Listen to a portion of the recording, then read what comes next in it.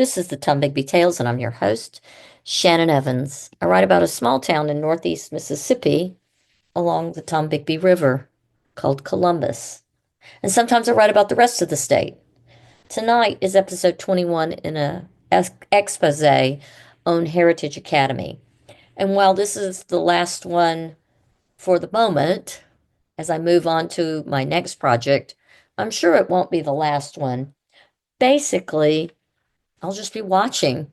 And as usual, I'm sure they will give me more material to write about. And at that point, I will. In the meantime, this episode is titled The Chosen Ones. I'm hearing some strange rumblings among my Heritage and First Methodist contacts. Hang on to your hats, sports fans. This one's a doozy. Apparently, the new old pastor at First Methodist in downtown Columbus and some of the folks in the hierarchy of the school are seriously considering making their flavor of Methodism the ecclesiastical oversight of Heritage Academy, per some people within the school. So, Reverend Vaughn Stafford, the gay hating divisionist pastor of First Methodist, has been on the Heritage Academy campus leading prayer events on multiple occasions recently. Over 90% of the school board and the head of schools are all members of the church. Heritage owes its origins to the use of the Methodist Church as well. Heck, every graduating class has a baccalaureate service at First Methodist, and it's never been anywhere else to my knowledge. So maybe the claims I'm hearing from folks within the school and some of the parents in the know are true. I hear that the Baptist teachers and parents are getting riled up that their religion is not going to be the official school religion, and that has them worried. Okay, I may be a little bit tongue in cheek, but the Methodists are already honing in on the teens and bribing them with special groups to belong to, where they stay with the adult leader with their friends from school for all of middle school and high school until they graduate. It's kind of like a little supper club they belong to, where they talk about feelings and the future and their religious beliefs, and they get to know an adult. They stay with the same adult all the way through the program. They send buses to pick up the elementary kids who are joining in on this program. I believe it's the upper elementary, and then, of course, the middle schoolers who can't drive yet, and take them to their youth groups from school after allowing them to go spend their pocket money first at Chick-fil-A to get something to eat. The Baptists are worried that they can't compete with that, the lock-ins, and the getaway co-ed camp-style events called Jesus Camp for teens. The battle over Campfire Kumbaya Fest is in full swing in Columbus, and now the Methodists want even more control over the moral and spiritual welfare of the students of Heritage Academy. What's a good hellfire and brimstone Baptist to do? It won't do for Heritage Academy to come out as the next breeding ground for burning-eyed John Wesley zealots. Parents are just trying to get the basic mediocre education available with just a hint or a splash of Christian values. However, First Methodist Church is not looking to give Heritage kids basic Christian values. They are committed to developing new church members since they lost half their membership with their Great Divide a couple of years ago when they chewed up and spat out their gay and lesbian brothers and sisters, and other members of the church said that's not okay, and they left in droves.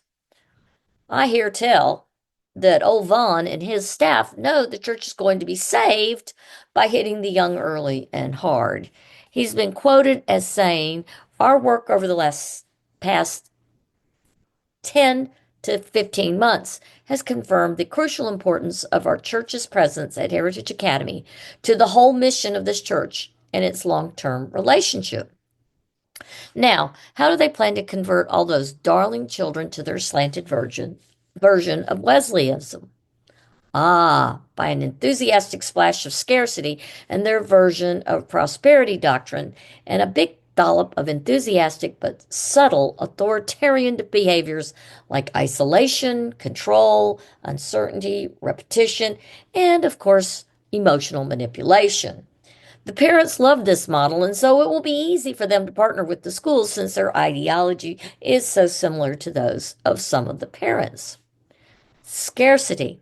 They have a gym and they have cool activities in it, but you can't just show up and use the gym. Oh no, you need to be one of us in the cool kids Bible study groups to use our gym. Isolation. If as an authoritarian, you want children to believe what you tell them, it's unwise to let them mix with unbelievers. Better to put them into uh, a school where they will not be corrupted, aka a heritage academy. Control. Restrict the range of ideas to which children have access. They will do things like remove or control books in the school libraries and cancel talks on the grounds that they would only confuse children. Uncertainty. Authoritarians tend to play on the discomfort we feel when faced with uncertainty. They often offer a simple set of principles designed to give meaning to and cover every aspect of life by constantly harping on the vagaries and meaninglessness of life outside their belief system. The pure geometric certainties offered by a religious authority can be made to seem increasingly attractive. Repetition. This seems to work especially well when applied in a situation in which there is powerful social pressure to conform. And then there's emotional manipulation.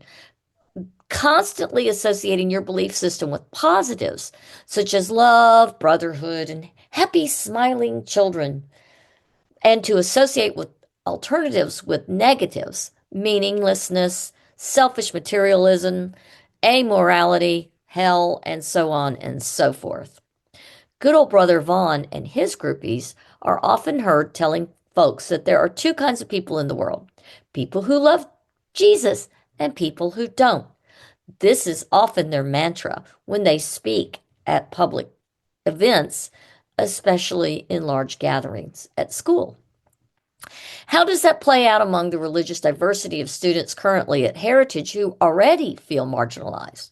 How are those kids going to feel when they can't go to Jesus camp with their friends because it directly conflicts with their family's values? Is the administration aiding the Methodists in their evangelical light movement to change children's religious beliefs at Heritage Academy?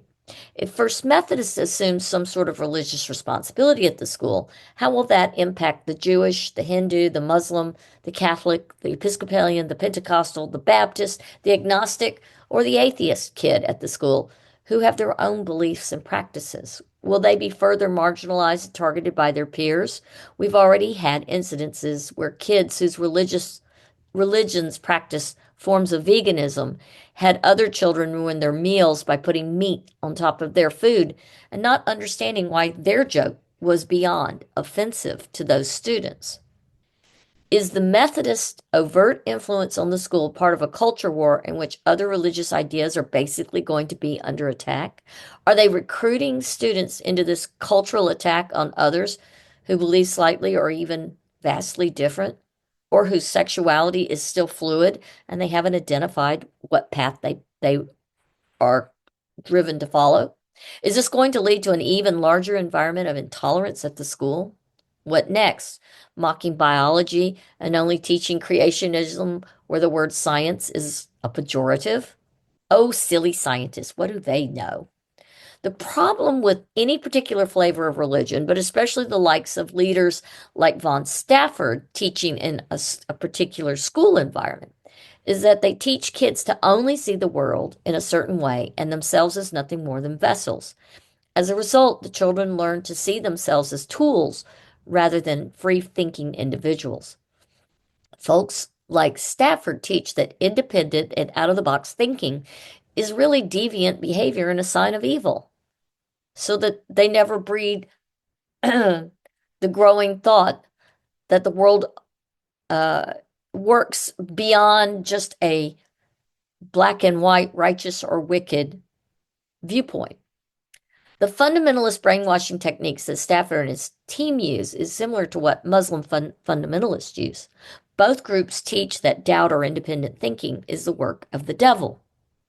Stafford is of the ilk that believes it is better to get to the children and mold them to his way of thinking or not thinking before someone else does. He knows how to reach out to kids, maintain their interest, and keep them entertained.